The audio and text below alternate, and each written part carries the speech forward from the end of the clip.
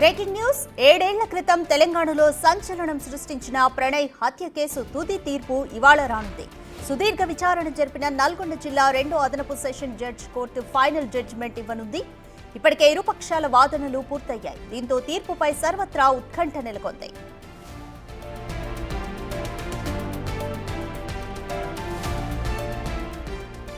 2018లో అమృత ప్రణయ్లు కులాంతర ప్రేమ వివాహం చేసుకున్నారు. అయితే కులాంతర ప్రేమ వివాహం ఇష్టం లేని అమృత తండ్రి మారుతీరావు సుపారీ గ్యాంగ్తో ప్రణయ్ను 2018 సెప్టెంబర్ 14న మిర్యాలగూడలో హత్య చేయించారు. ఈ హత్య అప్పట్లో తెలుగు రాష్ట్రాల్లో సంచలనంగా మారింది. ప్రణయ్ తండ్రి బాలస్వామి ఫిర్యాదుతో పోలీసులు 8 మందిపై కేసు నమోదు చేశారు. ఈ కేసులో A1గా అమృత తండ్రి మారుతీరావు ఉన్నారు. అయితే కేసు విచారణ దశలో ఉండగానే అమృత తండ్రి ఆత్మహత్య చేసుకున్నారు.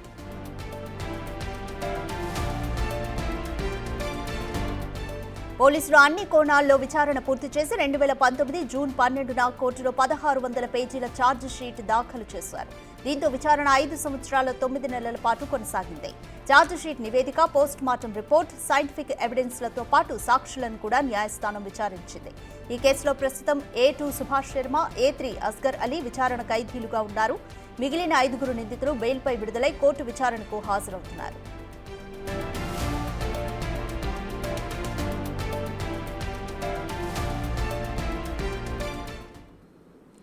మోర్ డీటెయిల్స్ మా ప్రతినిధి రమేష్ అందిస్తారు.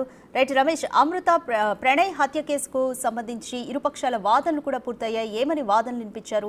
అయితే ఇప్పుడు ఈ కేసులో A1 కూడా బ్రతికిలేరు కాబట్టి ఎలాంటి వాదనలు వినిపించారు?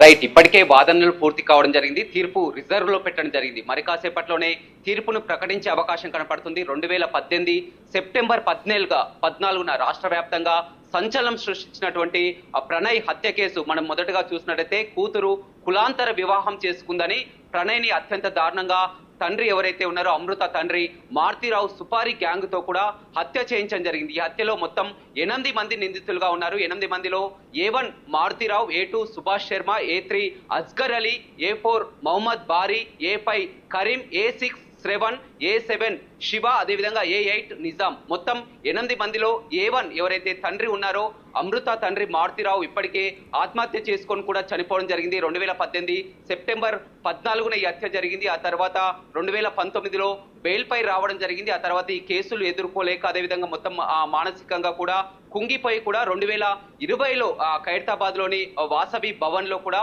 మారుతీరావు ఆత్మహత్య చేసుకోవడం జరిగింది. ఇప్పుడు మొత్తం కూడా ఒక A2, A3 మినహా మిగతా వాళ్ళంతా కూడా బెయిల్ పైనే ఉన్నారు. A2 సుభాష్ శర్మ అతను బీఆర్ కు చెందినటువంటి వ్యక్తి. అదేవిధంగా A3 అస్గర్ అలీ ఇతను మొత్తం కూడా గతంలో గుజరాత్ మాజీ హోంమంత్రి అరుణ్ పాండ్యన్ హత్య కేసులో కూడా ఆ సబర్మతి జైల్లో ఉన్న జరిగింది. ఆ సబర్మతి జైలు నుంచి ఇప్పటికే నల్గొండ జైలుకు కూడా తీసుకురావడం జరిగింది. సుభాష్ శర్మని అదేవిధంగా సబర్మతి జైల్లో ఉన్నటువంటి అస్గర్ అలీని ఇద్దరితో పాటు కూడా బెయిల్ పై ఉన్నటువంటి కరీం, శ్రవణ్, శివ, నిజాం వీరంతా కూడా మరి కాసేపట్లో కూడా కోర్టు ముందు హాజరయ్యే అవకాశం కనపడుతుంది. మొత్తం 2018 నుంచి ఇప్పటి వరకు అంటే దాదాపు 6 సంవత్సరాల పైగా కూడా ఆ కేసు నడిచింది. మొత్తం 1600 పేజీల ఛార్జ్ షీట్ కూడా గతంలో ఎస్పీగా ఉన్నటువంటి ఈ కేసు పరిశీలించినటువంటి ఎస్పీ రంగనాథ్ 1600 పేజీల ఛార్జ్ షీట్ దాఖలు చేయడం జరిగింది. మొత్తం 102 మంది సాక్షులకు గాను 72 మంది సాక్షులను కూడా ఇప్పటికే విచారించడం జరిగింది. పూర్తిగా సైంటిఫిక్ అదేవిధంగా టెక్నికల్ పోస్ట్ మార్టం నివేదిక ఆధారంగా కూడా అన్ని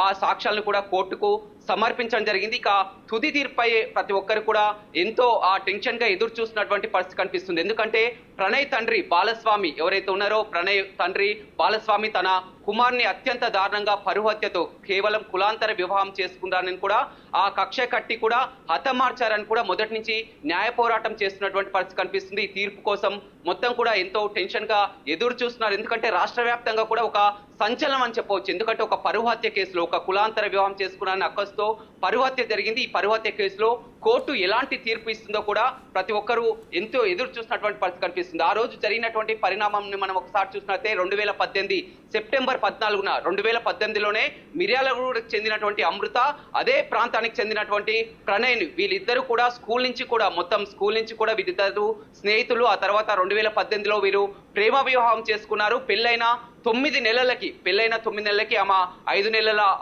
ప్రెగ్నెంట్ గా ఉంది. ఆ తర్వాత హెల్త్ చెకప్ కోసం కూడా అక్కడ ఉన్నటువంటి ప్రైవేటు ఆసుపత్రికి కూడా హెల్త్ చెకప్ కోసం భర్తతో కలిసి కూడా అక్కడికి రావడం జరిగింది. ఆ చెకప్ చేసుకొని తిరిగి వెళ్తున్నటువంటి సమయంలోనే ఆసుపత్రి ఆవరణలోనే ఒక్కసారిగా ఈ గ్యాంగ్ అంతా వచ్చి కూడా గొంతు కోసి కత్తులతో కూడా అక్కడే హతమార్చి చంపడం జరిగింది. మొత్తం మీద ఇందులో ప్రధానమైనటువంటి సూత్రధారి ఎవరైతే ఉన్నారో మారుతీరావు ఒక సుపారీ గ్యాంగ్ తో కూడా హత్య చేయించారని కూడా ఇప్పటికే మొత్తం అన్ని విషయాలు కూడా వెల్లడించడం జరిగింది.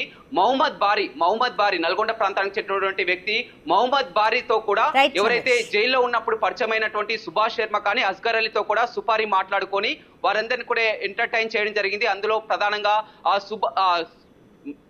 అస్గర్ అలీ మొదటగా అటాక్ చేసి సుభాష్ శర్మ అస్గర్ అలీ కూడా ప్రధాన పాత్రలో ఉన్నారు. వీరిద్దరు కూడా ప్రస్తుతం జైల్లో ఉన్నారు. ఇప్పుడు నిందితులకు ఏ శిక్ష పడుతుంది అనేది మరి కాసేపట్లోనే వెల్లడించే అవకాశం అయితే ఉంది. రాధిక. Thank you Ramesh.